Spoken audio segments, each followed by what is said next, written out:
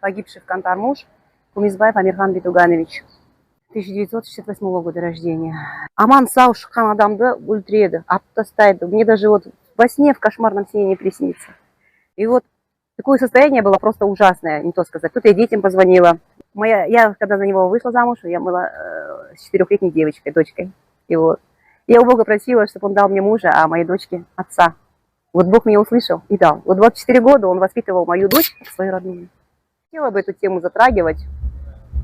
У меня сейчас уже 5 лет как онкология. Вот. Но как бы мне было легче, если бы у меня рядом был муж, преодолевать вот эти сложности, связанные, да, с болезнью.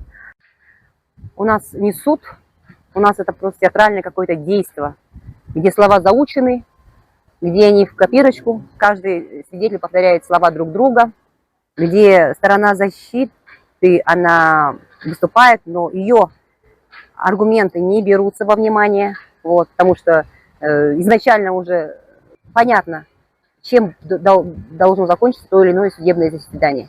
Поэтому, когда даже суд был, это уже понятно было, что не оправдают. Там даже если какой там супер, если адвокат был бы, все равно не оправдали бы и не оправдают. При нынешней власти.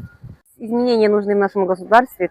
Частных реформ в какой-то той или иной области ничего не дадут. Потому что рыба сгниет с головы. Нам нужно всю вот эту прогнившую преступную систему, которая руководит всей страной, и делает все это только лишь в своих интересах, в интересах своего круга, просто ее надо уничтожить, убрать. И должны во главе, во власти должны стоять истинно народные люди, которые понимают чаяние народа, которые близки к народу, и которые будут подотчетны народу. Только народу будут подотчетны.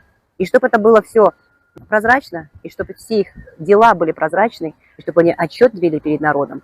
Не нравится работа этого вот руководителя, народ может другого поставить. Вот так должно быть, а не так, как сейчас это. Но при нынешней системе это просто невозможно. Нынешняя система, она даже не изменится. Даже она захочет измениться, она не изменится. Просто надо ее полностью как вот убирать и другую ставить. Вот я как по своим чувствам, по своему вот ощущению, по своим мыслям сужу. Простая гражданка Казахстана. Вот, я поэтому сужу так. Люди не могли не быть. Потому что так дальше жить невозможно. Каждый на себе, вот на своей жизни, на жизни своих детей, родных, на то, что с ним происходит, он ощущает то, что мы не живем в демократическом государстве, в демократическом обществе.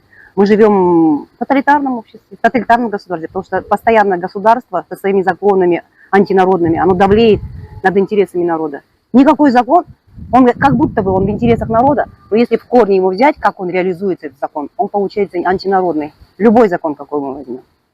Кто у нас хорошо живет? У нас живут хорошо те, кто у власти, приближенные к власти, их родственники. А простой народ, он трудится, выживает как может. Это действительно жизнь народа простого, это выживание. И поэтому, как говорят, долго терпеть народ не может. Это в любом случае, это закон физики, когда что-то сжимают, приходит момент, когда это начнет расширяться и в конце концов взорвется. Вот. Даже не было бы, если событий женой день, все равно бы Кантар был. Вот я такую мысль я слышала. Потому что дальше такое, народ терпит, особенно у нас казах терпеливый народ, казахский народ. Он тоже приходит конец. И вот Кантар это показал. В свое время Желтоқсан это показал. Жанаузен это показал. И вот теперь Кантар это показывает. Для народа ничего не изменилось, наоборот, стало хуже. Стало хуже. И мне самое страшное, мне так кажется, после Кантара люди испугались. Какая-то часть людей испугалась. С одной стороны, думаю, только вот уже тоже в возрасте, сколько можно уже? Уже же как, ну, какой-то конец должен быть вот всему этому беспределу, который творится во власти, и то, что власть творит с народом, предел какой-то должен быть. И вот ждешь этого предела, этого конца, а что будет? И поэтому народ себя отвлекают всякими процессами, типа Бишимбаева, другими какими-то моментами. А народом играть нельзя. Народ это сила, народ это основа. Что народ, что власть без народа? Вот. Я считаю так. И хочется верить, что наш Казахстан все-таки придет к лучшей жизни. С другим правительством. Но куда бы делась власть? Мне кажется, она бы не устояла перед вот этой мощью народной, если бы все встали. Мало да велико. Потому что наша сила в единстве, как мне муж любил говорить последние вот месяцы в жизни, наш девиз должен быть «Ар казағым жалғызым». Вот в сердце каждого казаха вот это как девиз должен быть по жизни.